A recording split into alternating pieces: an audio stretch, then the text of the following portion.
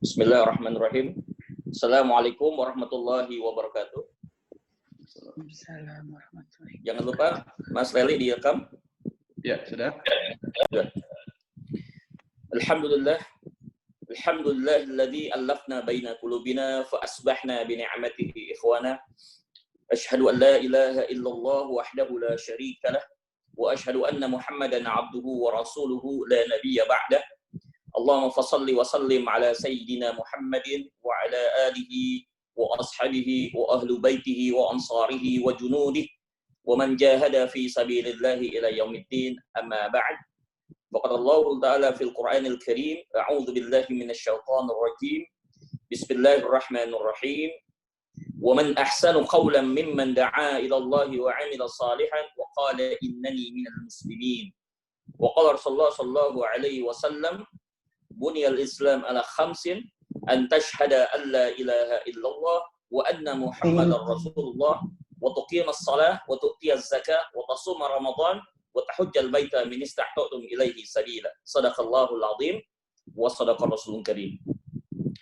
Alhamdulillah, tidak ada yang membuat kita bisa hadir di tempat ini secara sehat wal afiat kecuali atas izin Allah Subhanahu wa taala. Sebagaimana yang juga disyariatkan dan dicontohkan Nabi, pada saat kita melakukan sebuah acara, kita selalu mengawali supaya menjadi satu barokah, tidak terputus amalan kita, mengawali dengan kata Bismillahirrahmanirrahim. Bismillah artinya bi asma Allah, yaitu dengan perantaraan nama Allah, kita minta izin kepada Allah, karena tanpa izinnya maka apa yang kita rencanakan belum tentu bisa terwujud. Alhamdulillah atas izin Allah pada hari ini kita bisa bermuajahah, beraudiensi dalam sebuah majelis yang saya namakan Majelis Wakaf Semesta. Disebut semesta berarti yang bisa bergabung di sini dari manapun, ya, lintas suku, lintas daerah, lintas ras, dan lintas bahkan mungkin kalau ada yang non-muslim mau dengarkan juga tidak dilarang. Silahkan, ya. Insya Allah apa yang kita sampaikan ini bisa membuka kesadaran mereka, membuka pikiran mereka, dan akhirnya mereka bisa mendapatkan hidayah Allah Subhanahu wa taala. Jadi ini terbuka, walaupun nanti dalam pembahasan tentu saja ada sedikit banyak berkaitan dengan masalah bisnis syariah, supaya kita mempunyai panduan dan arahan, guidelines di dalam menjalankan bisnis sesuai dengan koridor dan rambu-rambu Allah Subhanahu wa taala. Kemudian tema yang kita akan bahas ini bersifat serial dan insya Allah kita akan lanjut secara tahap demi tahap, ada alfa betanya, jadi mohon teman-teman untuk bisa mengikuti secara rutin sehingga tidak ketinggalan materi.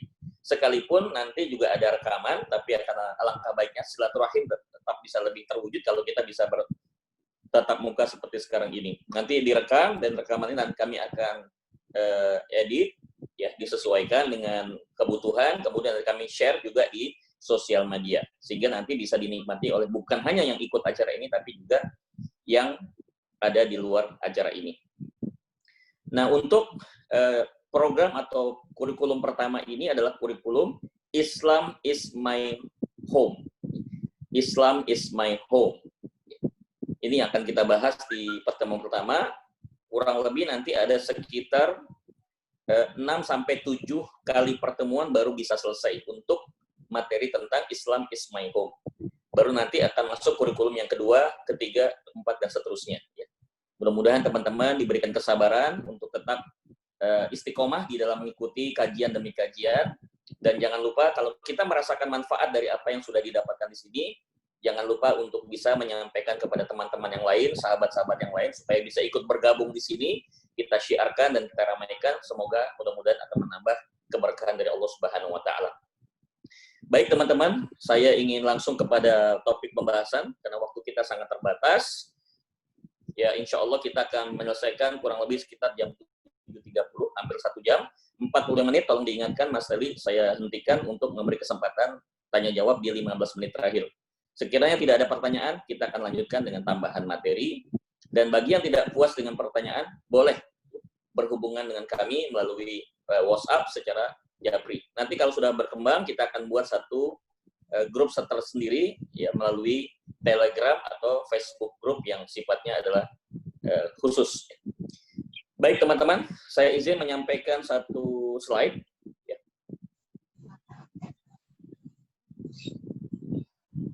Boleh di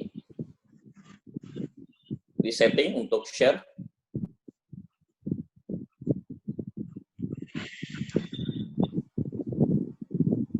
Oke.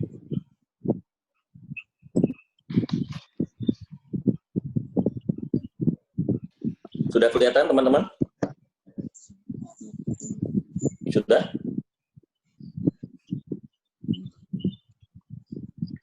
Mas Leli sudah terlihat? Sudah kelihatan, Gus. Sudah, Oke, Gus. Oke. Udah. Majelis Taklim Wakaf Semesta. Kenapa sih kok ada istilah wakaf? Saya menyampaikan secara clear, secara jelas dan tegas bahwa insya Allah tahun 2020 ini khususnya pasca Ramadan, ya, saya pribadi sudah meniatkan untuk mewakafkan diri saya, waktu saya, potensi, ilmu, pengalaman dan yang lain-lain untuk mensyiarkan wakaf. Jadi saya pasang badan sebagai duta wakaf nasional. Dimanapun ada kesempatan untuk mensyiarkan wakaf, saya akan gunakan untuk menyampaikan soal wakaf ini kepada siapapun, dimanapun, dan kapanpun. Every time, every place, every condition, insya Allah. Sehingga majelisnya pun juga kita namakan Majelis Taklim Wakaf Semesta. Kita punya keinginan, paling tidak untuk 2-3 tahun ke depan sudah ada yang namanya 1 juta wakaf trainer dan 10 juta duta wakaf. Semua yang hadir di sini sudah bisa disebut sebagai duta wakaf Indonesia, ya, duta wakaf Indonesia. Nanti naik lagi yang namanya wakaf trainer. Jadi kita memang mau berkiprah secara langsung, baik secara fisik, lahir batin, untuk terjun di dalam mensyiarkan wakaf ini. Di mana misinya cuma 2, memasyarakatkan wakaf dan mewakafkan potensi aset masyarakat. Sehingga insya Allah kebangkitan ekonomi Islam tidak lama lagi akan muncul, insya Allah. Baik, untuk kurikulum pertama kita membahas Islam is my home. Bagi teman-teman yang belum sempat follow Instagram Gus, silakan boleh follow di Instagram Reza Syarif. Di situ nanti akan ada banyak informasi-informasi yang terkait dengan kegiatan, kemudian termasuk juga Majelis Taklim Wakaf ini, juga di YouTube, ya, bisa di like, share, and subscribe video-video tentang inspirasi dan motivasi yang berbasis pada keislaman, spiritual, The Mentor Gus Reza. Atau ada juga yang biasa akrab dengan Facebook, saya belum sempat tuliskan di sini, hampir sama dengan Instagram, Facebooknya adalah Reza Syariah. Baik teman-teman, kita lanjut. Apa intisari makna kata Islam? Di sini ada kata home. Saya mau bahas dulu masalah home dulu, sebelum saya bicara Islam. Di dalam bahasa Inggris ada 2 istilah, home dan house. House itu lebih banyak bicara rumah secara fisik, strukturnya, ya, secara fisik. Tetapi kalau disebut home, itu adalah suasana. Suasana batin yang terjadi pada saat kita berada di rumah fisik. Itu namanya home. Ya. Kalau dalam bahasa Arab, ya, home ini disebut dengan istilah maskanah. Di mana kata maskanah itu diambil dari kata sakana yaskunu, kemudian muncul istilah sakinah. Maka rumah tangga sakinah itu artinya rumahnya di situ maksudnya bukan house tapi home. Ya, karena yang disebut rumah tangga sakinah bukan berarti rumahnya bagus, rumahnya megah, rumahnya mewah, bukan. Tetapi rumah tangga sakinah adalah tidak dibatasi oleh besarnya rumah, tidak dibatasi oleh mewahnya rumah, tapi dibatasi oleh ketenangan batin yang dimiliki oleh sang suami, istri, ayah, ibu, dan anak-anak. Itu yang ditegakkan. Kalau dalam bahasa Arab, kalau istilah house itu lebih banyak disebut dengan baitun. Ada baitun, ada maskanatun. Baitun lebih mengacu kepada fisik, sedangkan maskanah lebih mengacu kepada non-fisik. Makanya saya sebut di sini Islam is my home. Kita menjadikan Islam bukan sekedar sebagai rumah dalam artian fisik, tapi harus menjadi rumah di dalam diri kita, rumah dalam pikiran kita, rumah di dalam hati kita, rumah dalam aktivitas kita, sehingga seolah-olah kemanapun kita pergi, insya Allah ada Islam di sana. Jadi saya mengibaratkan teman-teman ini semua sudah menjadi the ambassador of Islam. sudah menjadi seorang duta besarnya Islam. Karena kemanapun kita pergi, sudah memberikan cerminan dan merefleksikan tentang Islam itu sendiri. Terutama saya kagum dan salut kepada ibu-ibu yang sudah menggunakan jilbab misalnya. Dengan jilbab yang ibu-ibu pakai, itu sebenarnya sudah menyampaikan tentang Islam. Inilah pakaian Islam. Dia sudah menjadi ambassador of Islam. Nah, juga saya ingin mengetuk hati teman-teman semua, yuk kita juga menjadi ambassador of wakaf. Kita menjadi duta besar daripada wakaf, duta wakaf Indonesia. Yuk kita sebarluaskan wakaf ini yang menjadi lifestyle di masa depan, insya Allah. Baik, lanjut teman-teman. Itu perbedaan antara home dan house. Dengan uang kita bisa beli house, tapi dengan uang belum tentu kita bisa membeli home. Karena home itu adalah bukan fisik. Lantas yang kedua, apa itu Islam? Boleh jadi dengan kita sudah Islam sekian puluh tahun, jangan-jangan kita sendiri belum tahu apakah arti Islam. Dulu waktu saya masih SD, kami diajarkan oleh guru agama kami, mungkin maksud beliau adalah untuk menyederhanakan ya, namanya kita mungkin masih SD, tidak perlu dikasih materi-materi yang terlalu berat ya. Jadi dulu diistilahkan begini, Mas Leli, Islam itu adalah Isya, subuh, lohor, asar, maghrib. Jadi Islam itu dibatasi dengan hanya 5 waktu sholat gitu. Padahal tentu saja sholat adalah salah satu hanya bagian daripada Islam. Banyak sekali bagian-bagian lain yang ada di dalam Islam. Jadi itu dulu waktu saya SD diajarin. Islam apa? Islam itu Isya, subuh, lohor, asar, maghrib. Bukan zuhur, tapi lohor. Islam, subuh, lohor, asar, maghrib. Nah, teman-teman, yuk kita coba memahami lebih dalam apa sih sebenarnya Islam. Kita sudah jadi seorang muslim ini sudah tahu belum apa itu arti Islam? Jangan-jangan ya, Islam yang kita pahami hari ini adalah Islam seperti yang dulu kita dapatkan dari sumber atau referensi yang belum mewakili daripada seharusnya makna Islam itu sendiri. Baik, ada banyak sebenarnya akar kata Islam, tapi saya akan fokuskan pada 3 saja. Bukan berarti membatasi pengertian Islam sendiri, tidak, tetapi supaya kita lebih fokus saja. Jadi ada 3 supaya mudah diingat. Yang pertama adalah kata salima. Akar kata salima kemudian menjadi yuslimu. Salima yaslamu, Salima yaslimu. Salima yaslimu. Ya, ini kita bisa temukan di dalam surat 8 ayat 43, surat Al-Anfal. Saya bacakan ayatnya. 843.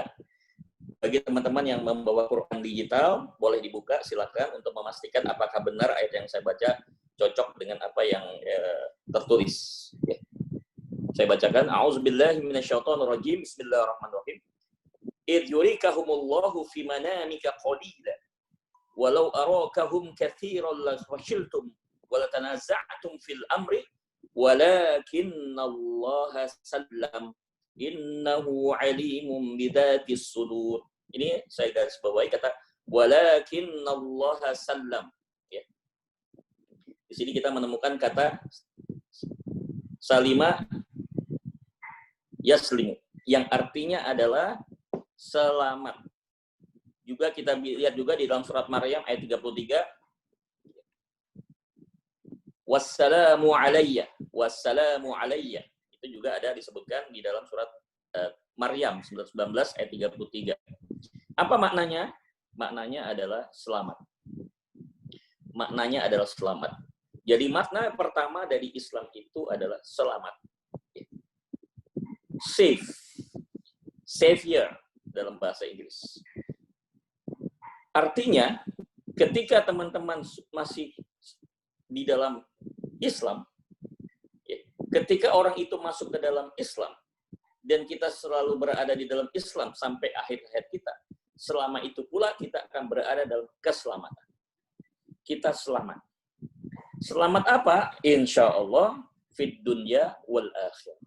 Selamat di dunia dan selamat di akhirat. Tentu saja yang utama adalah selamat di akhirat, tetapi tanpa mengesampingkan selamat di dunia. Itu tujuan kita. Jadi mohon maaf kalau kita sebut dengan kata yang terbalik atau mafhum mukhalafahnya, ya. Kalau dikatakan kita ke dalam Islam itu jadi selamat, saya balik. Bagaimana halnya kalau orang itu keluar dari Islam? bagaimana kalau orang itu belum berislam? Ini bukan saya yang bilang, tetapi memang itulah maknanya. Dia tidak selamat. Dia tidak akan selamat. Baik di dunia maupun di akhirat. Ini yang harus dipahami, ini sangat penting sekali. Selama kita masih dalam keislaman, kita berada dalam keselamatan, tetapi begitu kita meninggalkan, menjauhkan diri dari Islam, bahkan keluar dari Islam, maka kita tercabutlah keselamatan itu. Kita tidak lagi mendapatkan keselamatan. Itu teman-teman yang pertama, yuk kita pahami benar bahwa kita berislam ini bukan sekedar hanya orang tua kita Islam, karena dulu kita orang tua, ayah ibu kita Islam, maka kita Islam. Tidak demikian, tetapi yang dimaksud daripada Islam itu sendiri adalah membuat kita selamat, insya Allah. Kemudian yang kedua, kata aslama. Ya.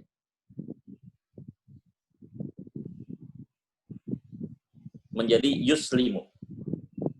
Ya. Aslama yuslimu. Ini bisa kita temukan di dalam Quran surat 3 ayat 83, yaitu surat Al-Imran. Saya bacakan lagi. Surat Al-Imran ayat 83. A'udzubillahi minasyaitonirrajim. Bismillahirrahmanirrahim. Afa ghaira dinillahi yabghun wa lahu aslama man fis samawati wal ard tau'an wa karha wa ilaihi yurja'un. Apakah selain din Allah yang mereka cari, selain agama Allah yang mereka cari, padahal aslama, padahal berpasrah atau memasrahkan diri, manfis samawati wal ard, apa yang ada di langit dan di bumi, baik dalam keadaan suka ataupun terpaksa, dan kepadalah Allah lah dikembalikan. Jadi jelas sekali di dalam ayat ini menyebutkan bahwa makna kedua dari kata Islam yang diambil dari akar kata aslama yuslimu itu adalah kepasrahan. Jadi setelah kita selamat, karena kita berislam, sekarang kita insya Allah semua teman-teman sudah dalam keadaan selamat, ya insya Allah sampai akhir hayat. Tetapi belum cukup dengan hanya keadaan selamat. Begitu sudah masuk Islam, kita sudah berada dalam rumah keselamatan, jangan lupa, ada kewajiban-kewajiban syariat yang harus kita jalankan, ibadah, muamalah, dan sebagainya. Nah, itu semua dilakukan dalam bentuk kepasrahan. Dalam keadaan suka ataupun terpaksa, tetap kita harus jalankan. Contoh, sholat. Ketika kita sudah masuk Islam, mau tidak mau kita harus melaksanakan kewajiban sholat 5 waktu. Pada saat kita melakukan sholat itu, hendaknya sholat itu dilakukan dengan kepasrahan. Apakah dengan suka hati ataupun dengan terpaksa. Kalau kita tidak mau dipaksa, ya kita tidak dilarang, silahkan keluar dari Islam. Makanya ada satu ayat, surah Al-Baqarah ayat 256 mengatakan, La ikraha fid din, tidak ada paksaan memasuki Islam. Jadi surah Al-Baqarah 256 itu, ini seringkali salah digunakan ayat ini, ya. Yang benar ayat itu bukan ditujukan untuk orang Islam. Ayat itu sebenarnya ditujukan untuk orang di luar Islam. Jadi kalau kita punya sahabat, punya teman yang di luar Islam, kita tidak boleh memaksa mereka untuk masuk ke dalam Islam. Biarkanlah mereka punya kebebasan untuk memilih. Kecuali mereka bertanya, kita jelaskan. Kalau mereka ingin mengetahui lebih lanjut, kita harus jabarkan. Tapi kita tidak boleh memaksa. Apalagi sampai mengancam, tidak boleh. Tetapi begitu dia itu masuk Islam, dia hijrah, dia menjadi mu'alaf, maka dia harus siap dengan resiko dan konsekuensinya. Setelah dia masuk Islam, dia harus dipaksa untuk menjalankan agama Islam. Jadi kalau ada orang Islam tidak mau melaksanakan sholat, tidak mau melakukan puasa, tidak mau melakukan zakat dan haji, ya berarti sebenarnya dia belum pasrah. Lebih baik dia tidak masuk Islam. Bukan berarti kita memberikan pilihan pada mereka, tetapi harusnya disadari oleh kita. Kalau istilah orang Jawa bilang, kalau sudah Islam ya harus konsekuen dengan keislaman yang diperintahkan Allah itu. Ya sholat, ya harus sholat, zakat, haji, puasa, ya kerjakan. No reason, tidak ada alasan, no compromise, tidak ada kompromi, dan no bargaining, tidak ada tawar-menawar, ya mesti kita kerjakan. Ya. Masuknya tidak dipaksa, tapi kalau udah masuk harus dipaksa. Jadi saya ingatkan kepada teman-teman, khususnya para ibu, ya, untuk yang punya anak-anak, yang sudah punya anak-anak diberikan anugerah amanah berupa keturunan, baik itu laki atau perempuan, jangan lupa selalu mengingatkan mereka untuk ibadah. Ya. Katanya disebutkan dalam hadis kan 7 tahun itu diberikan peringatan, 10 tahun kalau nggak mau sholat harus dipukul di tempat yang tidak membuat mereka jadi sakit ya. Dipukul dalam rangka apa itu kan untuk reminding. Jadi ada hak orang tua untuk sedikit memaksakan ibadah itu kepada anak-anak dalam rangka apa? Mengembalikan anak itu kepada konsep Islam. Memang masuk Islam itu harus pasrah. Tinggal nanti sambil berjalan kita bangun kesadaran, dikasih pengertian. Kenapa sih kita harus sholat? Kenapa sih harus puasa? Itu tetap harus dijelaskan sehingga mereka melakukannya dengan senang hati, bukan dengan keterpaksaan. Tetapi secara umum memang begitu maksudnya. Orang kalau sudah masuk Islam harus memaksakan dirinya. Force yourself, paksalah dirimu untuk menjalankan kewajiban syariat ya, dalam keadaan berat pun tetap kita kerjain. Saya kembali pada contoh sholat. Kalau nggak bisa sholat berdiri kan boleh duduk. Kalau nggak bisa duduk boleh berbaring. Kalau nggak bisa berbaring boleh pakai isyarat. Kalau sampai isyarat pun nggak bisa ya terpaksa harus disolatkan. Nah ini semua menggambarkan bahwa tidak ada kata tidak ada satu kata pengecualian. Semua harus menjalankan kewajiban ini gitu. Makanya saya nggak habis pikir kalau ada orang yang mengaku sudah Islam tetapi tidak menjalankan praktek-praktek kewajiban yang diperintahkan Allah di dalam Islam, entah itu sholat, entah itu zakat, entah itu haji dan puasa, entah itu puasa. Itu yang kedua teman-teman. Insya Allah kalau kita sudah berislam kita harus pasrah dengan apa yang sudah digariskan dan diputuskan oleh Allah Subhanahu Wa Taala dan yang dicontohkan oleh Nabi kita Muhammad Sallallahu Alaihi Wasallam. Yang ketiga teman-teman adalah Sallama yusallimu. Sallama yusallimu. Ya, itu ada dalam Quran surat 33 ayat 56. 33 itu surat Al-Ahzab ayatnya 56. Saya bacakan, mungkin bagi yang punya Quran digital boleh dibuka, silakan. Al-Ahzab ayat 56. A'udzubillahi minasyaitonirrajim. Bismillahirrahmanirrahim. Innallaha wa malaikatahu yusalluna 'alan nabi. يا أيها الذين آمنوا صلوا عليه وسلموا تسليما. Ini ayat selalu dibaca pada khatib Jumat ya, di antara dua khutbah.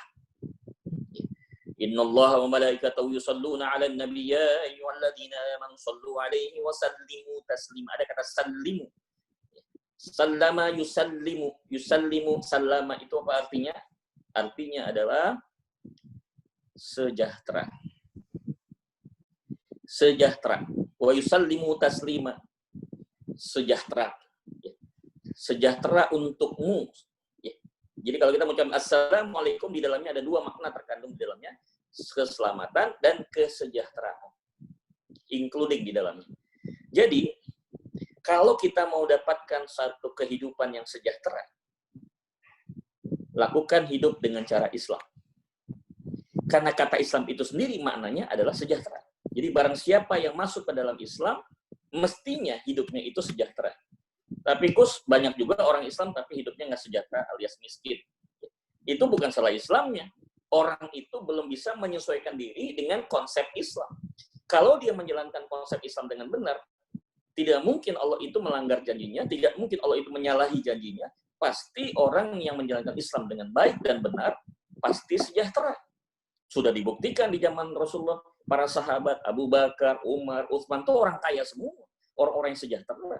Abdurrahman bin Auf. Itu orang-orang yang Masya Allah. Gitu kan. Teman-teman tahu berapa aset yang dimiliki oleh seorang yang bernama Umar bin Khattab? 3 triliun. Berapa aset yang dimiliki oleh Abdurrahman bin Auf? 6 triliun. Mereka punya kebun, mereka punya perdagangan, dan mereka mewakafkan itu minimal mereka 1/3 dari apa yang mereka punya. 1/3 harta itu mereka sisihkan untuk diwakafkan. Jadi ini bukti bahwa mereka itu sejahtera. Tapi itu kan zaman Rasulullah, Gus, para sahabat masih ada Rasulullah. Bagaimana dengan zaman setelah itu? Oke, zaman tabi'in. Kalau kita lihat banyak sekali tabi'in itu, subhanallah ya kalau kita baca sejarahnya. Seperti salah satunya yang saya tahu adalah Ibnu Athaillah, Imam Ibnu Athaillah, dia seorang tabi'in. Dia itu orang yang hidupnya penuh dengan dakwah. Tidak ada waktu sedikit pun yang tidak untuk majelis ilmu. Kemanapun dia mengisi majelis ilmu.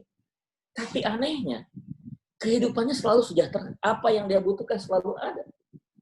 Ini terkait dengan satu ungkapan, barang siapa yang menjalankan urusan-urusan Allah, maka urusannya akan dibenahi Allah, akan diurus oleh Allah. Saya ulang sekali lagi, barang siapa yang mengerjakan urusan Allah, maka insya Allah urusan dia akan diurus oleh Allah. Subhanallah. Jadi kita pun juga demikian, kalau kita sudah masuk Islam, insya Allah selamat, kemudian kita jalankan seluruh kewajiban-kewajiban syariat dengan penuh kepasrahan, hasilnya adalah mestinya kalau 1 dan 2-nya benar, selamat dan pasrahnya benar, pastinya akan melahirkan sebuah kesejahteraan. Kalau belum mencapai kesejahteraan, yuk kita koreksi diri kita lagi, yuk kita muhasabah, introspeksi, jangan-jangan ada satu bagian atau beberapa bagian dari keislaman itu yang belum kita jalankan dengan baik dan benar. Pasti sejahtera. Jadi teman-teman nggak sulit mengingatnya, SKS. Islam itu SKS, bukan sistem kebun semalam ya. Tetapi SKS, selamat, kepasrahan, sejahtera. Jadi mudah mengingatnya. Apa itu Islam? Ya, selamat, kepasrahan, dan sejahtera. Kita bisa ajarkan pada anak-anak kita, sahabat-sahabat kita. Islam itu apa? Islam itu selamat, kepasrahan, dan sejahtera. Nah, baik teman-teman. Spirit Islam yang SKS ini, yang selamat, kepasrahan, sejahtera ini harus dibawa terus di dalam kehidupan kita dari mulai bangun tidur sampai tidur kembali. Sehingga bangun tidur kita selamat, kita pasrah, kita sejahtera. Kemudian tidur kembali pun tetap dalam keadaan selamat, kepasrahan, dan sejahtera. Termasuk ditidurkan selamanya pun kita selamat, pasrah, dan sejahtera. Apa itu? Yaitu husnul khotimah. Orang yang husnul khotimah, 1, selamat di kubur. Dia selamat dari pertanyaan malaikat munkar dan nakir. Dia bisa jawab dengan fasih. Man rabbuka, wa man nabiyyuka, wa ma dinuka. Dia jawab, Allahu Rabbi.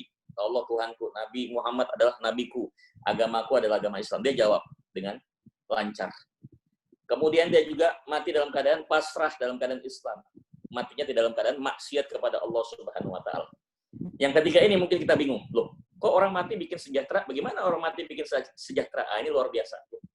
Kalau orang meninggal dunia, husnul khotimah, mestinya terputuskan semua amalannya. Tapi jangan lupa dalam hadis disebutkan ada 3. Shadaqah jariyah, al-ilmu yuntafa'u bih, kemudian yang ketiga adalah waladun sholih yad'ulah. Anak yang soleh yang mendoakan kedua orang tuanya, kemudian ilmu yang bermanfaat, kemudian shadaqah jariyah. Maaf, untuk anak yang soleh, teman-teman apakah bisa menjamin bahwa kita meninggal lebih dulu dibandingkan anak kita? Jawabannya sudah pasti tidak. Tidak ada bisa menjamin. Tidak ada yang bisa menggarasi. Karena mati bisa menjemput siapa saja. Mati tidak melihat umur. Ya. Ada yang umurnya muda lebih meninggal duluan. Ada umur yang tua masih hidup. Ya. Tidak ada yang tahu. Itu masalah gaib. Nah, pertanyaannya teman-teman, kalau anak kita meninggal semua duluan, pertanyaannya gimana nih hadis yang tadi? Anak soleh yang mendoakan kedua orang tua. Terus siapa yang mendoakan kita? Anaknya sudah meninggal semua. Maka pilihan masuk kepada poin yang kedua, al-ilmu yuntafa'u bih, ilmu yang bermanfaat. Bagi Bapak Ibu, teman-teman yang selama hidupnya selalu menyebarluaskan ilmu, ya, berbagi ilmu dan pengalaman kepada orang lain, bahkan sampai dituliskan menjadi sebuah buku dan buku ini dibaca banyak orang. Ya alhamdulillah, walaupun belum terwujud keinginan saya ingin melahirkan, kalau bisa ingin melahirkan 100 buku sebelum saya meninggal, baru 10, jadi 1/10 dari yang harusnya saya niatkan. Mudah-mudahan nanti Allah berikan kemudahan dalam menyelesaikan sisanya ya. Masih ada 90 lagi, luar biasa ya. Buku itu dibaca banyak orang berubah, itu dapat lagi pahala kita. Tapi kan tidak semua orang punya kemampuan seperti ini. Maka pilihan yang bisa bersifat umum dan semua orang bisa melakukan adalah shadaqah jariyah. Insya Allah shadaqah jariyah akan menjadi pahala yang mengalir, tidak pernah putus, sekalipun kita sudah wafat. Nah, para ulama-ulama ahli hadis mengatakan bahwa yang disebut shadaqah jariyah itu definitif adalah wakaf. Jadi teman-teman, pemahaman yang jelas di dalam kata shadaqah jariyah oleh para ahli hadis, pakar hadis mengatakan shadaqah jariyah itu wakaf. Nah, apa hubungannya wakaf dengan sejahtera? Begini teman-teman. Ketika dia meninggal, semasa hidupnya dia sudah mewasiatkan kepada ahli waris bahwa apabila saya meninggal, tolong dihitung seluruh aset. Dari sekian banyak aset itu, nanti dibagi 2. 55% untuk yang masih hidup, setelah diuangkan ya tentu saja, 45% untuk yang meninggal. Artinya apa? Untuk menjadi wakaf bagi yang bersangkutan pada beliau.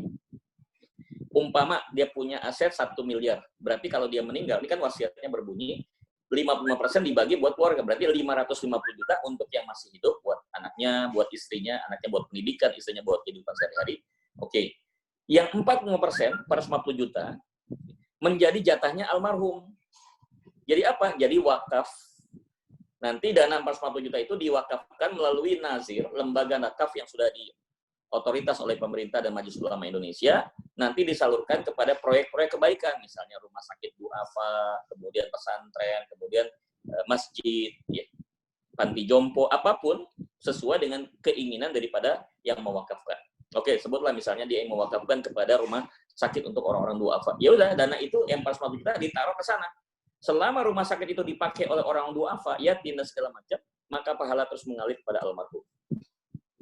Pertanyaannya adalah, bagaimana supaya tidak terjadi sengketa nanti pada saat meninggal dunia, ribut soal harta warisan, maka sebaiknya sudah mulai dicatatkan dari sejak awal.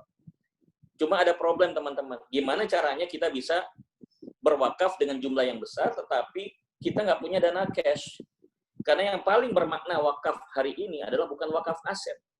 Kalau kita punya tanah kita wakafkan untuk bangun masjid, tapi kita nggak punya dana untuk membangun masjid, maka tanah itu hanya sekedar tanah, tidak jadi masjid. Bagaimana bisa menghasilkan pahala yang mengalir? Masjidnya belum terbangun, karena tidak ada dana untuk pembangunan masjid. Yang ada adalah aset tanah. Maka sekarang yang menjadi penting dan urgen bagi kepentingan umat itu adalah wakaf tunai. Jadi kita berikan dalam bentuk tunai untuk proses pembangunan. Jadi liquid, sehingga langsung bisa digunakan untuk manfaat masyarakat. Bangun masjid, bangun pesantren, bangun rumah sakit, ya, bangun panti jompo, dan segala macam. Itu langsung bisa dimanfaatkan. Dan yang meninggal pun langsung mendapatkan pahala mengalir. Bayangkan teman-teman, kalau 20 tahun itu wakaf tanahnya belum jadi masjid, selama 20 tahun dia meninggal, itu nggak jadi pahala yang mengalir, kan sayang. Nah, makanya yang baik adalah wakaf tunai. Pertanyaannya adalah, mampukah kita menghadirkan, menyiapkan dana tunai? Padahal hari ini kita mengalami pandemik ya, COVID-19, banyak orang yang sudah mulai menipis ya persediaan uangnya. Bagaimana kita nggak punya uang cash nih? Nah, secara dalam jumlah besar. Sekarang gini, gue hanya bertanya, kalau disuruh ada pilihan teman-teman, kita mau pilih wakaf yang tipe apa? Wakaf itu ada empat tipe ya. Wakaf yang pertama wakaf kelas ekonomi, wakaf kelas menengah, kemudian wakaf kelas VIP, wakaf kelas VVIP. Saya yakin kalau saya berikan pilihan ini kepada teman-teman, pasti semua menjawabnya, ya Gus, saya pasti pilih yang tertinggi lah untuk wakaf. Apa itu VVIP? Pertanyaan saya, kalau kita naik pesawat yang kelasnya business class atau first class, harganya lebih murah atau lebih mahal? Jawabannya pasti harganya lebih mahal. Artinya apa? Begitu Anda memilih wakaf yang versi tertinggi, versi terbaik, ya VVIP, maka konsekuensinya dana yang dikeluarkan pun juga harus lebih besar. Gitu. Padahal kita nggak punya dana besar. Nah, timbul masalah. Nggak usah pusing, nggak usah bingung teman-teman. Ya, ada jalan keluarnya. Kita ingin berwakaf VVIP, tapi yang kita keluarkan dana cash-nya tidak VVIP. Tapi nanti hasilnya VVIP. Gimana caranya? Diangsur. Bolehkah diangsur untuk wakaf semasa kita masih hidup? Boleh. Siapa yang bilang? Majelis Ulama Indonesia, Dewan Syariah Nasional nomor 106 membolehkan bahwa seorang pewakaf mulai mengeluarkan, menyisihkan dari hartanya untuk setiap bulan atau mungkin per tahun sekali selama 10 atau 15 tahun, tergantung keinginan yang bersangkutan. Dia terus mengangsur, tiba-tiba di bulan ke-6 dia meninggal dunia, maka keluarlah dana yang dimaksud tadi, yang 45% tadi, yang 450 juta itu langsung bisa diwakafkan. Bayangkan, 6 bulan kalau dia keluarkan misalnya per bulan 2 juta, kan baru 6 bulan 12 juta. Dia baru mengangsur 12 juta. Tapi begitu meninggal, yang keluar adalah bukan 12 juta.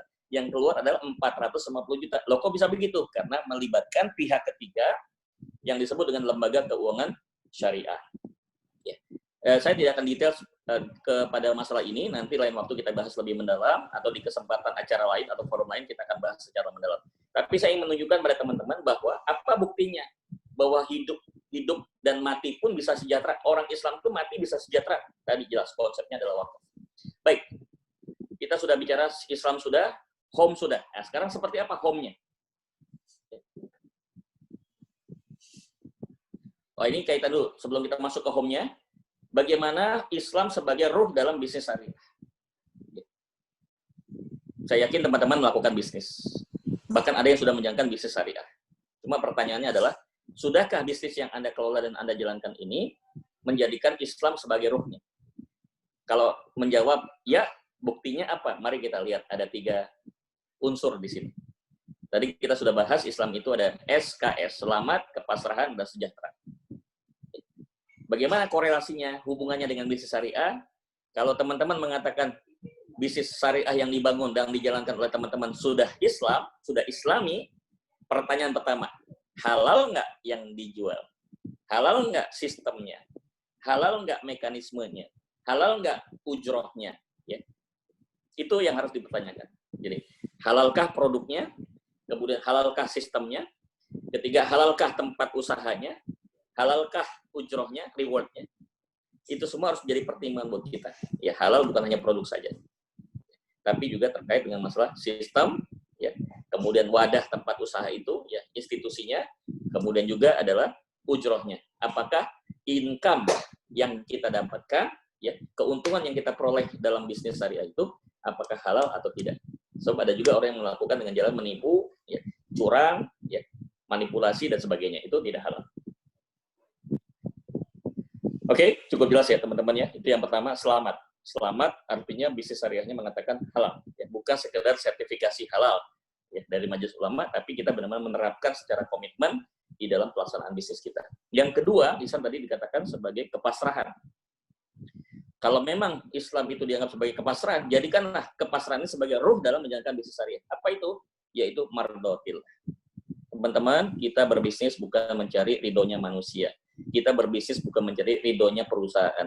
Kita berbisnis bukan mencari ridhonya pemimpin atau pimpinan kita, leader kita, bukan. Kita berbisnis untuk mencari ridho Allah. Jadi tolong digarisbawahi. Kalau teman-teman berbisnis mencari ridhonya perusahaan, ketika perusahaan itu mengecewakan kita, kita akan kesel.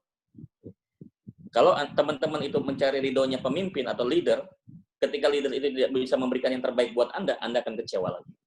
Tapi insya Allah, kalau kita mencari ridhonya Allah, Allah tidak akan pernah mengecewakan hambanya. Tidak terbukti dalam sepanjang sejarah kehidupan manusia sampai nanti hari kiamat, tidak ada satu bukti bahwa Allah itu mengecewakan hamba. Tidak ada. Kecuali hamba itulah yang mengecewakan Allah Subhanahu wa Ta'ala. Jadi teman-teman, insya Allah ada satu bentuk bisnis syariah yang tidak akan membuat kita kecewa seumur hidup kita. Ya. Apakah sudah menjadi untung atau belum, apakah sudah berhasil atau belum, tetap kita tidak akan kecewa. Kenapa? Kita mencari ridhonya Allah. Kalau membuktikan Islam sebagai ruh. Tapi ada juga orang yang mengaku bisnisnya syariah, tetapi tidak menjadikan Islam sebagai ruhnya. Akhirnya apa yang dicari? Ridhonya manusia. Yang dicari adalah ridhonya perusahaan. Yang dicari adalah ridhonya leader. Tidak, kita mencari ridho Allah. Bahwa kita harus berbuat baik, menghargai dan respect pada perusahaan, iya. Kita harus menghargai dan respect pada pemimpin, leader, iya. Tetapi jangan menggantungkan kerinduan kita kepada mereka. Karena mereka juga sama-sama manusia. Yang ketiga, teman-teman, sejahtera. Kalau sudah menjadikan Islam sebagai ruh dalam bisnis syariah, mestinya orang yang menjadi pelaku bisnis syariah mestinya sejahtera ya. Kok tidak sejahtera ya? Kenapa ya? Ternyata di situ penerapannya adalah nafi'un li ghair. Mungkin teman-teman belum memberikan kemanfaatan yang besar dan luas kepada umat, kepada masyarakat.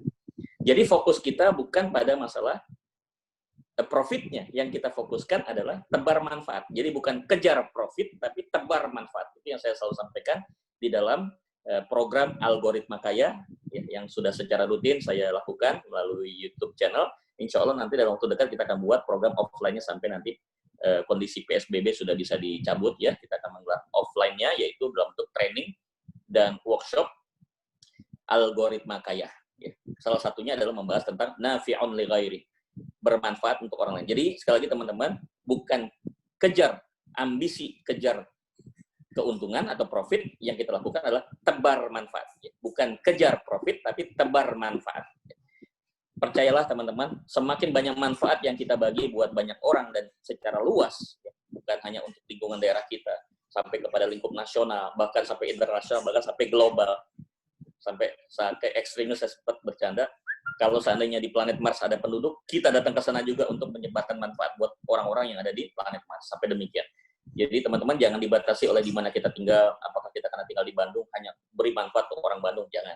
Apakah kita akan ada di Balikpapan, kita hanya memberi manfaat untuk orang Balikpapan. Kita harus bisa memberikan manfaat kepada siapapun yang dikenalkan oleh Allah kepada kita. Oke, itu poin yang kedua. Poin yang terakhir adalah Islam is my home-nya bagaimana. Kita tahu bahwa bangunan Islam itu ada 3. Ya. Yang pertama, ini kita ambil dari hadis ya. Hadis Rasulullah, riwayat muttafaqun alaih, riwayat Bukhari dan Muslim, sahih. Saya bacakan hadisnya. Qala Rasulullah sallallahu alaihi wasallam, bunyal Islam ala khamsin. Islam itu dibangun dengan 5 hal. Yang pertama adalah antashhada alla ilaha illallah wa anna Muhammadar Rasulullah, 1 syahadat. Yang kedua, utuqimas shalah, mendirikan salat, 2 salat. Yang ketiga, wa tu'tiyaz zakah, menunaikan zakat nomor 3. Yang keempat, wa tasuma Ramadan, menunaikan ibadah saum Ramadan.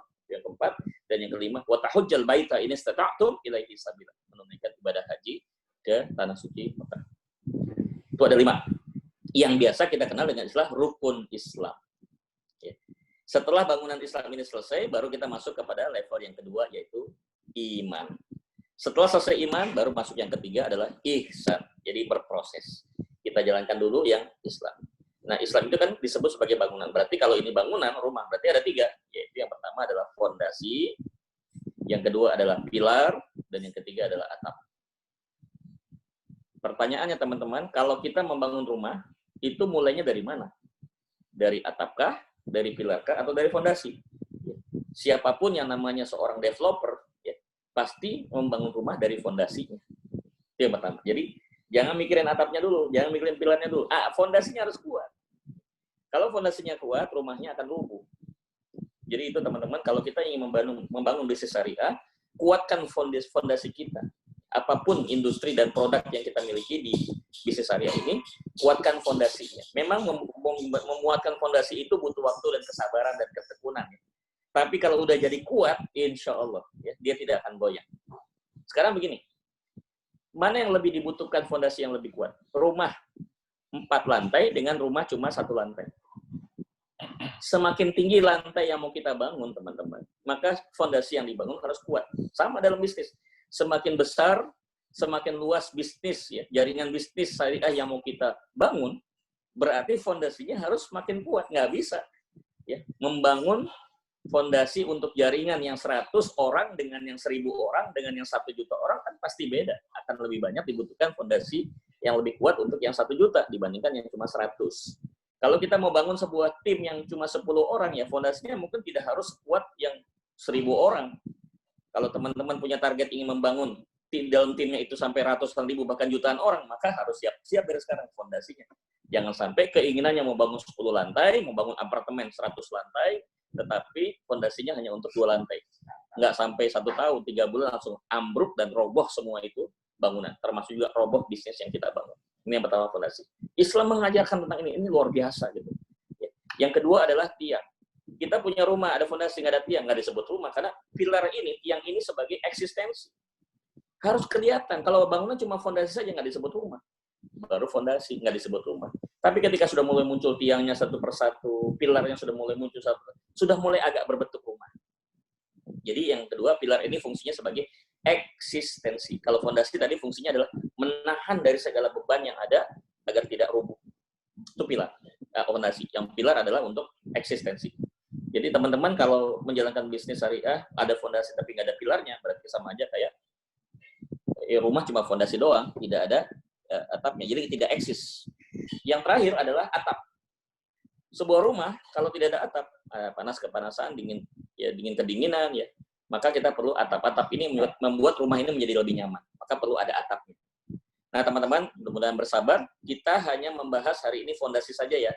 Pilar belum, atap belum, nanti kita bahas pada pertemuan berikutnya. Saya akan fokuskan sekarang kepada fondasi. Masih concern? Mas Leli, teman-teman? Masih, Gus. Oke, lanjut ya. Fondasi sekarang. Siapkan pertanyaan kalau seandainya ada yang nggak mengerti, karena saya ingin memastikan jangan kita masuk materi berikutnya kalau yang sebelumnya kita nggak paham. Ya harus paham benar-benar. Pemahaman yang benar akan melahirkan sikap yang benar. Pemahaman yang salah akan melahirkan sikap yang salah. Karena kita ingin ujungnya nanti adalah sikap. Oke, kita masuk yang berikutnya. Apa itu fondasi? Syahadatain. Sesuai dengan rukun Islam tadi, fondasi kita adalah syahadatain. Apa tuh syahadatain? Asyhadu an la ilaha illallah wa asyhadu anna Muhammadar Rasulullah. Itulah fondasi kita. Tapi apakah sekedar mengucapkan saja? Oh, tidak cukup hanya sekedar mengucap. Hari ini kita belajar bagaimana memahami maksud dibalik daripada kata syahadat itu sendiri. Baik teman-teman, syahadat itu dibagi dua. Yang pertama disebut syahadah uluhiyah. Syahadat uluhiyah itu adalah asyhadu an la ilaha illallah. Itu syahadat uluhiyah. Syahadat ketuhanan. Yang kedua adalah wa asyhadu anna Muhammadar Rasulullah. Itu adalah syahadat risalah. Jadi ada dua. Syahadat itu dua. Yang pertama syahadat uluhiyah. Yang kedua adalah syahadat risalah. Apa itu syahadat uluhiyah dan syahadat risalah? Mari kita lihat. Syahadat uluhiyah, asyhadu an la ilaha illallah, itu harus melahirkan orang yang mengucapkan.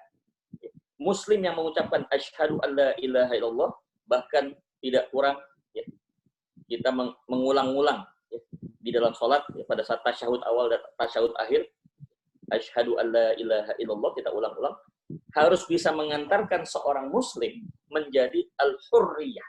Apa itu al-hurriyah? Kemerdekaan. Al-hurriyah artinya merdeka. Nah, merdeka ini ada dua jenis. Ada merdeka secara fisik, zahir, ada merdeka secara mental.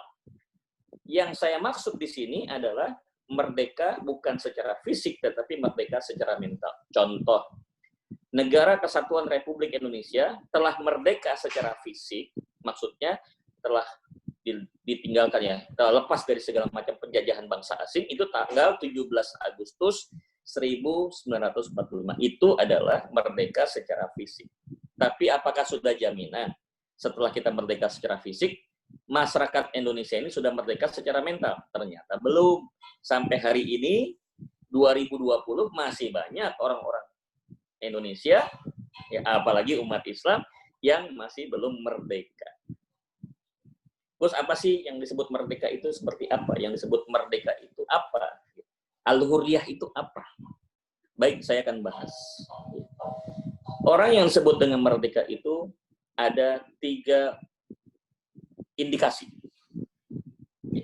Ada 3 indikasi yang menunjukkan bahwa orang itu sudah dikatakan memiliki kemerdekaan. Yang pertama, kehidupan dia tidak lagi diukur atau dibatasi oleh kehidupan yang melingkupi dirinya. Jadi saya ulang sekali lagi, seorang manusia muslim yang hidupnya tidak lagi dikungkung ya, tidak terkungkung lagi oleh kehidupan itu sendiri, maka dia sudah disebut hurriyah. Saya ambil dalam Quran surat Al-A'la, surat 87, bal tu'thirunal hayatad dunya wal akhiratu khairu wa abqa. Orang yang disebut merdeka itu adalah ketika dia mampu menempatkan akhirat sebagai prioritas pertama, sedangkan dunia itu sebagai prioritas tambahan saja. Fokus utama kita dalam hidup adalah meraih akhirat, mengejar akhirat, ya, berambisi untuk akhirat, sedangkan yang di dunia itu adalah hanya sekedar pendukung saja. Jadi intinya ketika teman-teman justru ya menerapkan dengan prinsip yang terbalik, mengutamakan dunia, mengabaikan akhirat, maaf, berarti kita masih belum merdeka.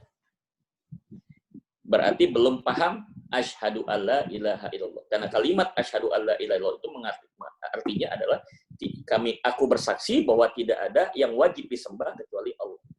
Kalau kita mengakui bahwa Allah yang wajib disembah, maka kita hanya mengakui sesuatu yang abadi. Seperti dalam surat Ar-Rahman ayat 26 dan 27, kullu man 'alaiha fan wa yabqa wajhu rabbika dzul jalali wal ikram.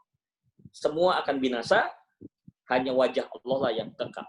Kalau kita mengikuti syahadat uluhiyah, kita menjadikan Allah sebagai Tuhan kita, di mana Allah itu adalah Allah yang abadi, maka kita pun akan memiliki selera yang abadi. Selera abadi itu apa? Selera akhirat.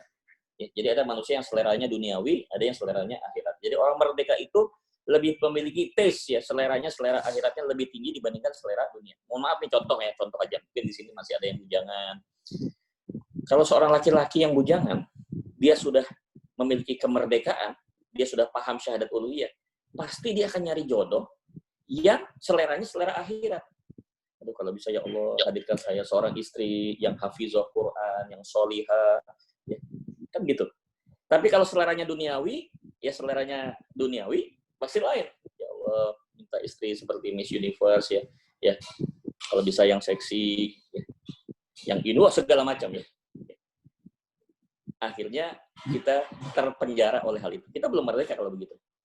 Gus, maaf, masuk 45 menit. Ya, baik, saya percepat ya. Jadi yang pertama adalah indikasinya al-hurriyah itu adalah kita memiliki kemerdekaan tidak terikat oleh dunia.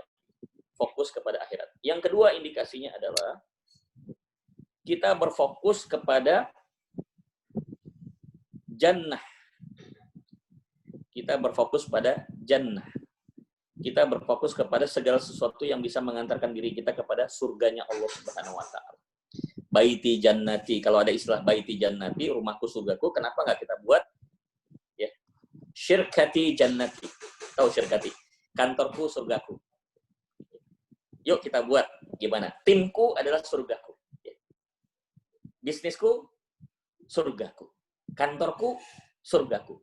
Karena kalau rumahku surgaku, begitu masuk kantor-kantornya nggak surga, akhirnya nanti kita panas. Ya. Kita panas, nggak betah di kantor itu. Kenapa? Karena kantornya nggak surga, nggak surgawi. Tapi begitu sampai rumah, surgawi. Nah, kalau bisa dilebarkan. Itu yang disebut oleh Bimbo. Ya. Ada sajadah panjang terbentang. Jadi sajadah itu kita bentangkan jangan hanya di rumah aja. Kita hanya jangan di masjid aja kita menebar sajadah. Sajadahnya harus sampai ke kantor kita, sampai ke pasar kita, ke market kita. Ya, oke. Yang ketiga, yang juga harus menjadi satu pembeda antara hurriyah dan bukan hurriyah adalah kita mencari mardotillah. Kita mencari ridhonya Allah, bukan mencari ridhonya manusia. Tadi sudah saya singgung, ya saya penegaskan kembali. Indikator yang ketiga adalah kita mencari ridhonya Allah, bukan ridhonya manusia. Kalau masih ada teman-teman yang mencari ridhonya manusia, berarti masih belum merdeka. Ya. Baik teman-teman, terakhir, bagaimana cara menerapkan al-hurriyah? Saya kasih cuplikannya saja, nanti kita bahas dalam kesempatan yang mendatang. Yang pertama adalah hovering the problem, dan yang kedua adalah outbox thinking. Gimana tuh caranya hovering the problem, outbox thinking? Kita akan bahas lewat diskusi dan tanya jawab. Saya kembalikan kepada Mas Leli untuk bisa memimpin dan menjadi moderator acara tanya jawab di bagian akhir. Oke, terima kasih Gus Reza, luar biasa sekali untuk materi hari ini, alhamdulillah. Bapak sekalian, silakan, kita masih ada waktu sekitar 10 menit untuk kita akhiri. Kalau ada yang mau bertanya, bisa klik angkat tangan di situ, nanti unmute.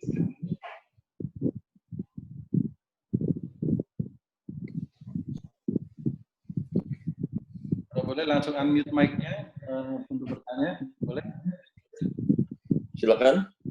Kalau ada yang mau bertanya, mic-nya di unmute.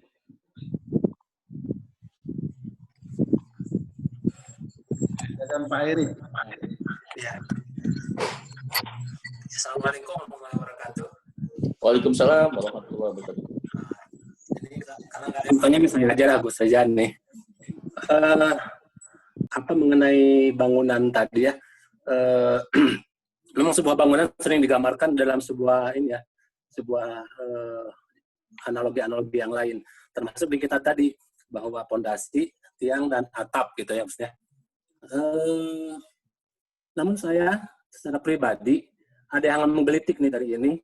Saya secara pribadi karena background saya adalah dari teknik sipil, saya ingin mencari atau mendapatkan hikmah lain selain yang tiga itu Gus. Karena selain pondasi, bangunan itu berdiri di atas tanah. Nah, pondasi seperti apa yang dibutuhkan dan seberapa besar pondasi itu ukurannya, kekuatannya itu dipengaruhi juga oleh tanahnya.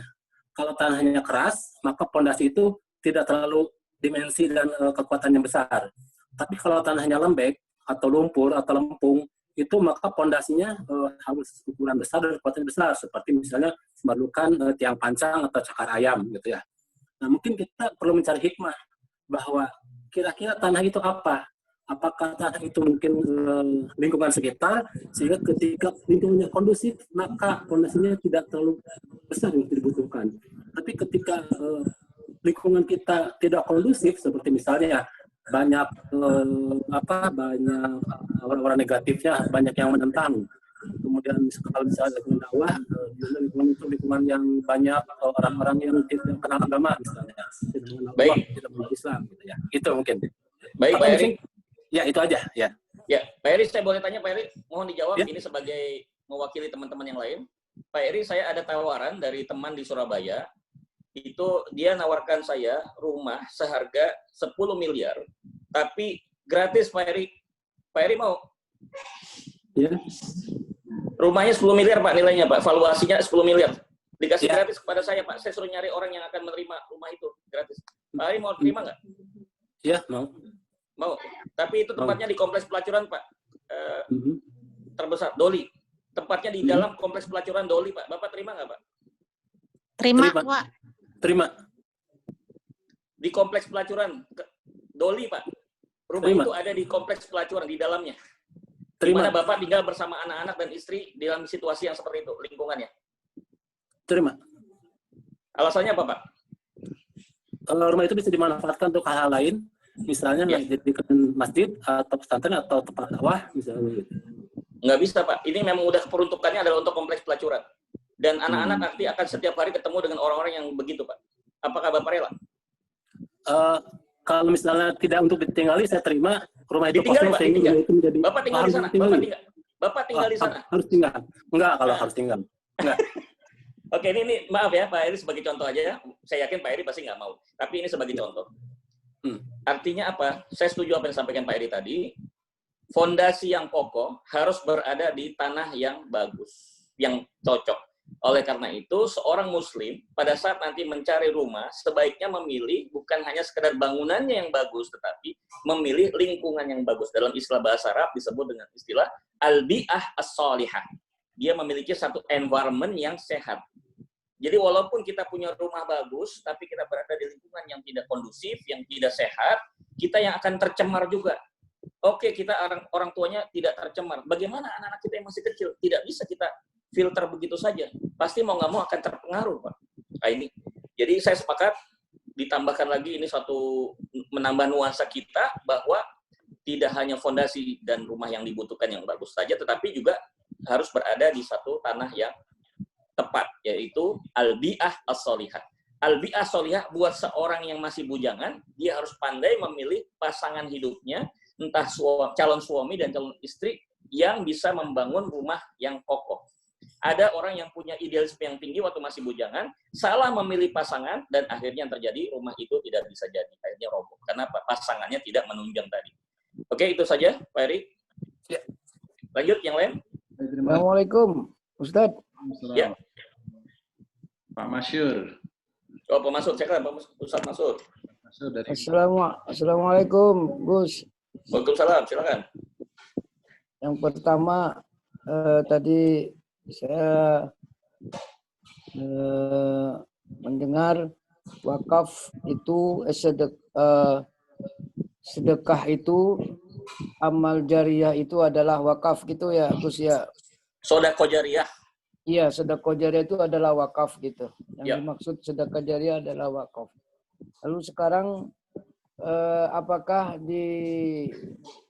ada seorang hanya menyumbang saja ke masjid?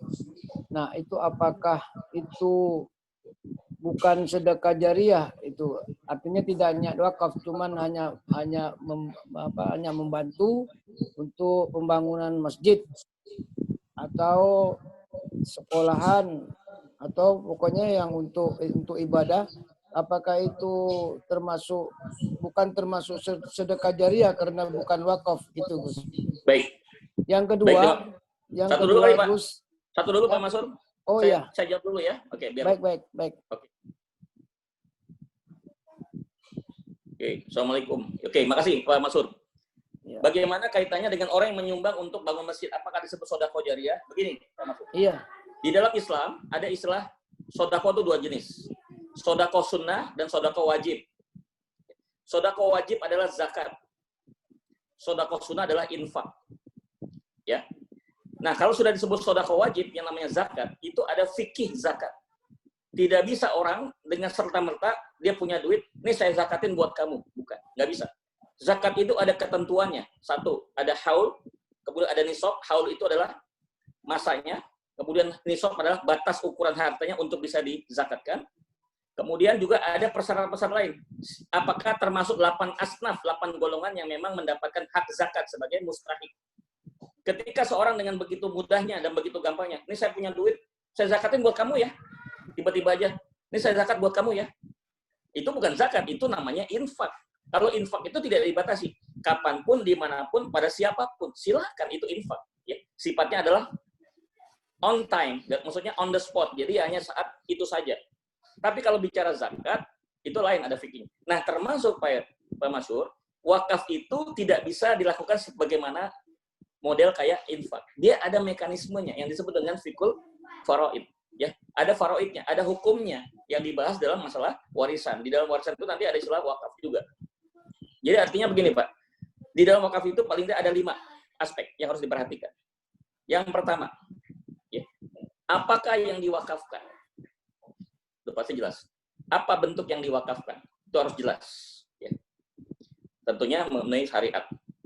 Tidak mungkin kan tiba-tiba seorang bandar narkoba tiba-tiba mewakafkan ya keuntungan dari hasil narkobanya untuk kepentingan maslahat umat. Itu tidak mungkin, jelas ya. Yang pertama, apa yang diwakafkan harus jelas ya, dari harta yang jelas ya. Kemudian yang kedua, ada wakif, orang yang berwakaf. Orang yang berwakaf itu jelas ya. Muslim ya. Saya belum pernah menemukan Pak Masyur, mungkin nanti tolong dilihat lagi di dalam literatur ya. Kalau saya salah tolong dikoreksi, mohon maaf, saya belajar dari guru-guru kami. Wakif itu muslim, berakal sehat, tidak boleh orang gila. Berwakaf tidak boleh orang gila, balik orang yang sudah dewasa, tidak boleh anak kecil berwakaf. Jadi orang yang sudah sampai batas kesadaran, kemudian dia sadar tidak dalam kondisi gila, kemudian muslim, setahu saya. Ya. Bagaimana orang yang muslim berwakaf? Silakan, bukan berwakaf namanya, itu namanya adalah infak. Diterima dan tidak terimanya, kembali surat, baca silakan nanti dalam Quran, walladzina kafaru a'maluhum kasarabin. Ya. Nanti ada ayatnya. Oke, saya bahas dulu yang kedua. Jadi yang kedua adalah wakif. Yang ketiga adalah mauquf. Mauquf itu orang yang menerima wakaf. Apakah orang yang menerima wakaf ini layak dan pantas menerima wakaf? Itu kelayakannya bukan dari versi kita. Harus dari satu pihak ketiga yang memang sudah membuktikan dirinya punya kompetensi di bidang menilai mauqif ini. Supaya tidak terjadi, penyalahgunaan dana wakaf kepada proyek-proyek yang tidak jelas. Yang tidak jelas kemaslahatannya untuk umat. Jadi harus jelas. Jangan sampai nanti setiap orang mengklaim karena dia punya jamaah banyak, terus dia mengatakan, ini ada proyek wakaf, silakan kumpulkan dana buat saya, nanti saya akan arahkan ke situ. Belum tentu yang ke situnya itu memenuhi kriteria yang dimaksud oleh dalam hukum fikih. Oke, itu yang ketiga, mauqif. Yang keempat adalah nazir. Nazir itu, ini mensyaratkan Pak, bukan kata saya, ini disyaratkan baik itu secara agama maupun secara institusi kenegaraan, yaitu melalui perantaraan Majelis Ulama Indonesia, Dewan Syariah Nasional. Harus ada yang namanya nazir. Apa nazir itu? Orang atau pihak. Ya, orang per orang, ya, perorangan atau pihak institusi yang mendapatkan sertifikasi otoritas untuk mengelola dana wakaf. Disebutnya adalah nazir. Setahu saya, ada beberapa yang sudah mendapatkan legitimasi dari pemerintah, CQ, Majelis Ulama Indonesia, misalnya Dompet Du'afa, kemudian ACT dengan blog wakafnya, ada rumah wakaf Indonesia, ada badan wakaf Indonesia, ada badan wakaf Quran dan sebagainya. Itulah lembaga-lembaga yang sudah dilegalisir oleh Majelis Ulama Indonesia berhak mengelola zakat. Dari dasar apa? Dasarnya dari organisasinya jelas, manajemennya jelas, ya, kemudian pengelolaan sistem mekanisme nazirnya sudah memenuhi kaidah syariat. Jadi nggak bisa juga Pak Mansur, saya mau wakaf, langsung aja kita menunjukin pada orang target yang kita maksud. Terima ya dana wakaf saya. Nggak begitu. Semua ada aturan main. Ini yang saya lihat PR buat kita Pak Mansur. Sebagai Pak Mansur sekarang sudah resmi jadi duta wakaf. Jadi siarkan, ya, sebarluaskan konsep wakaf yang benar buat masyarakat. Yang sampai mereka nanti salah paham dan salah menerapkan konsep ini. Yang terakhir adalah ada saksi yang menyaksikan bahwa wakaf itu memang diserahkan pada mauqif di bawah pengawasan nazir. Nah, sama seperti istilah pernikahan. Boleh nggak nikah secara siri? Boleh saja nikah secara siri. Tetapi ya secara hukum tidak sah. Artinya apa? Harus dicatatkan ke dalam KUA, kantor urusan agama.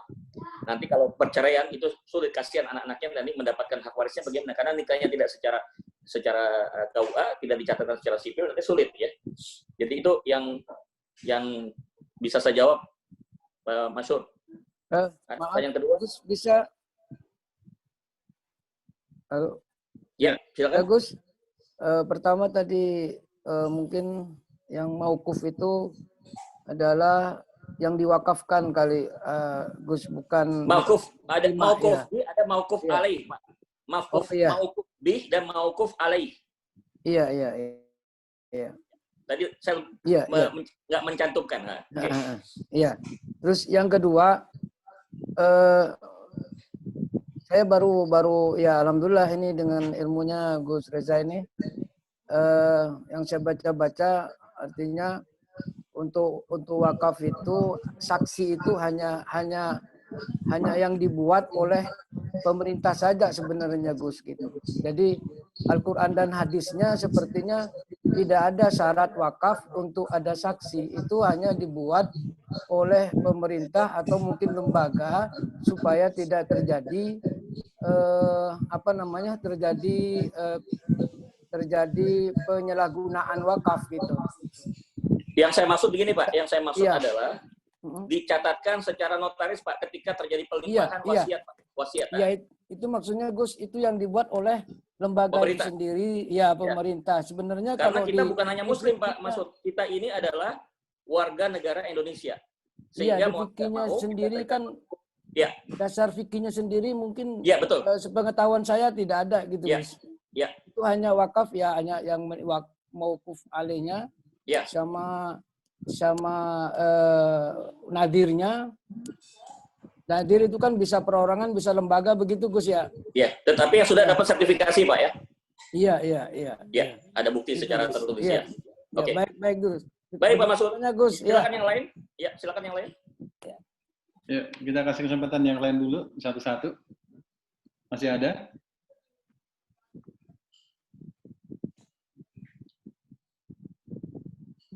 Kalau tidak ada, saya izin ya menyampaikan sisa ya. Sambil nanti kalau ada, tolong diinterupsi, Mas Ali. Yeah. Kalau sudah mulai ada pertanyaan, silakan diinterupsi. Mungkin dilihat di chatting ya. Nah, ini ada satu dari Bu Rika, Gus. Oh ya boleh, Bu Rika. Pertanyaannya adalah, apakah untuk pondasi berarti kita juga harus memilih dengan siapa kita berteman, Gus?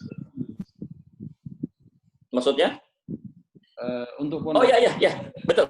Jadi gini, bagus sekali pertanyaan Bu Rika. Mbak Rika. Ada 5 level hubungan yang dibangun kita terhadap sesama manusia. Nah, ini tambahan ya. Ini karena Mbak Rika tanya ya, ini tambah lagi ya. Tambah sakofah ya. Paling bawah disebut teman. Mbak Rika, kalau bicara teman tidak melihat agama. Silahkan. Jangan membatasi teman dari satu agama saja. Kita boleh berteman dengan orang Kristen, orang Hindu, orang Buddha, orang Katolik, orang Konghucu. Silahkan. Teman. Bagaimana bentuk kedalaman dalam berteman itu ya, maksudnya sampai dalam batas apa pertemanan itu? Hanya greeting saja. Apa greeting? Apa kabar Pak?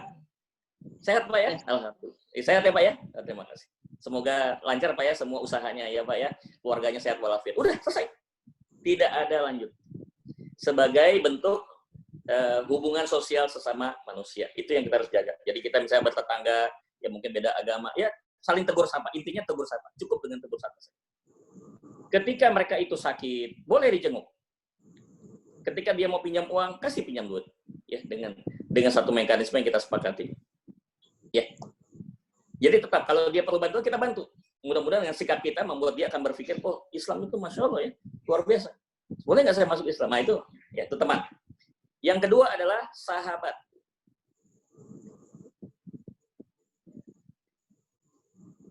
Kalau kita sudah memposisikan sebagai sahabat, berarti kita sudah percaya, trust kepada orang itu untuk hal-hal yang sifatnya privacy. Itu sudah sahabat.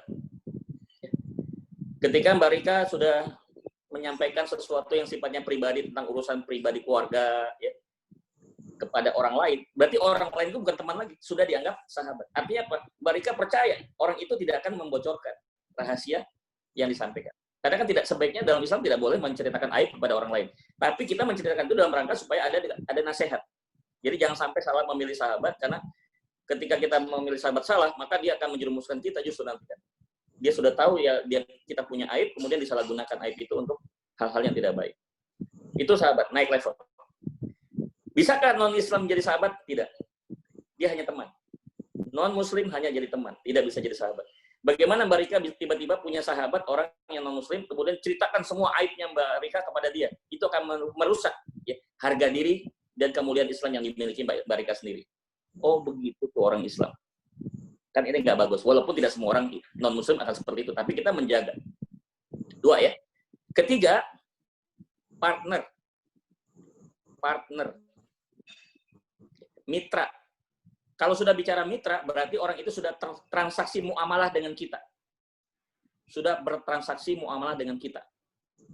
Ya sudah berbisnis. Mulailah Mbak Rika berbisnis yang jumlahnya ringan dulu, yang kecil. Misalnya bisnis 1 juta, oh dia amanah, naik lagi 5 juta, oh amanah.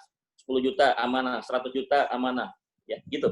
So, ada orang yang ketika dia sahabat, tapi begitu berbisnis, maaf. Ya. Dia khianat. Ya, bisa saja ya. Karena bicara duit tuh dengan nggak ingat sahabat nggak sahabat semua, jadi apa yang terjadi seperti itu. Jadi kalau sudah sampai ke partners itu sudah bisa kepercayaannya sudah sampai pada tingkat yang bersifat bisnis ya. Yang keempat adalah ikhwah, saudara, brother. Bukan dalam konteks saudara dalam artian biologis ya, bukan berarti Mbak Rika sama adik atau adik kandung, bukan. Kita bisa menjadikan di luar dari saudara darah kita sebagai ikhwah, sebagai brother, sebagai sister. Nah, kalau udah begini, sifatnya adalah juyubuna juyubuhum. Kantongku, kantongmu. Misalnya Mbak Rika sudah bersahabat dengan Bu Betty. Ya, ini ada Bu Betty. Bu Betty dengar? Bu Betty. Luar biasa nih Bu Betty nih. Ya, mudah-mudahan lancar ya travelnya Bu Betty ya.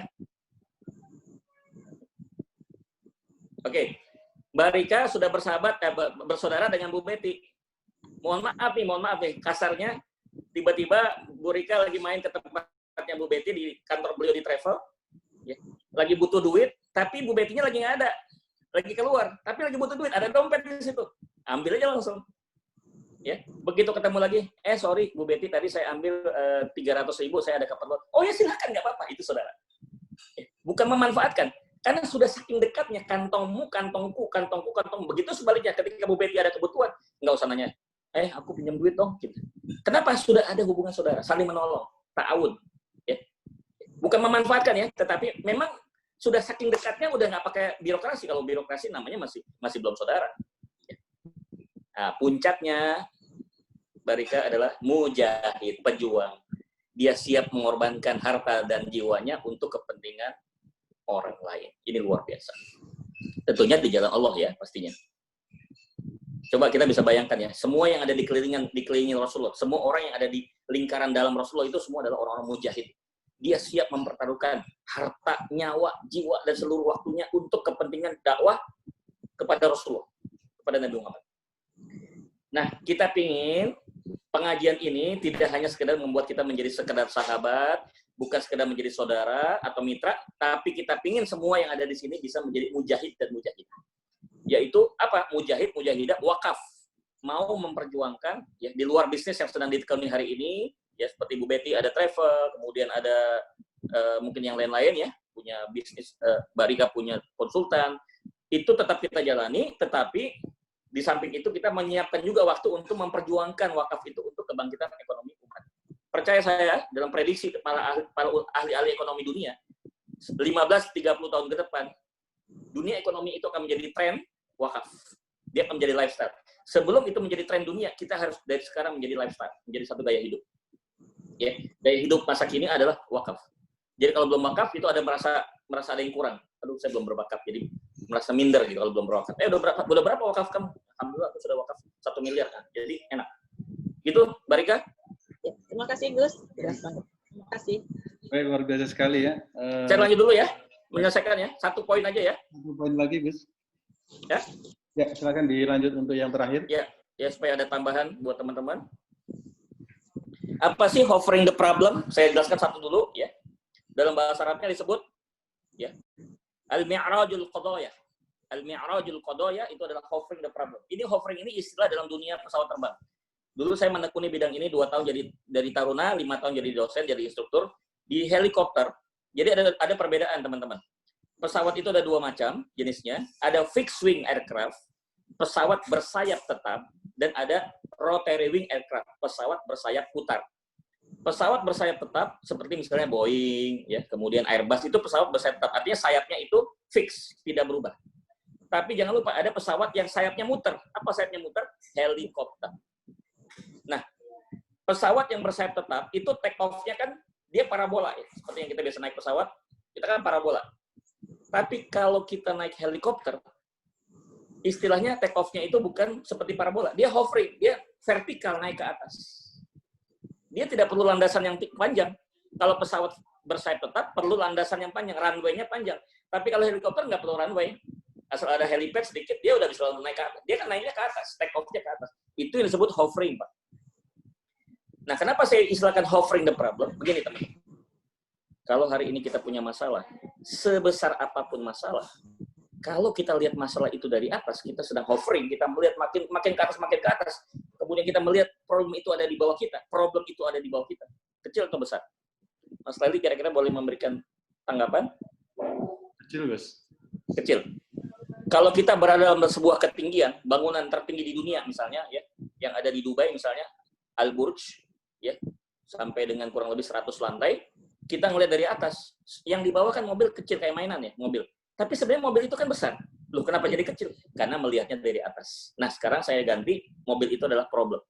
Diri kita ada di atas lantai apartemen yang ke-100. Lihatlah masalah seperti itu, teman-teman. Kalau kita melihat masalah itu dari atas, maka insya Allah, apapun masalah, sebesar apapun masalah, kita hadapi dengan jauh lebih ringan.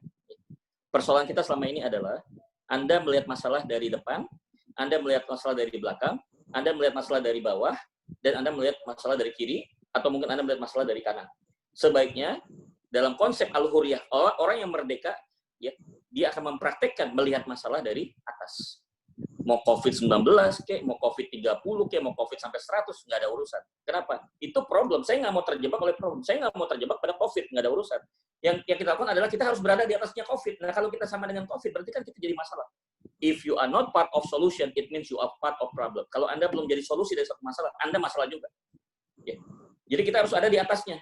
Kita ada punya masalah nih, harus ada di atasnya. Masalah itu selesai kalau kita ada di atas masalah. Kalau kita masih ada di dalam masalah, ya, atau selevel dengan masalah, maka tidak akan selesai.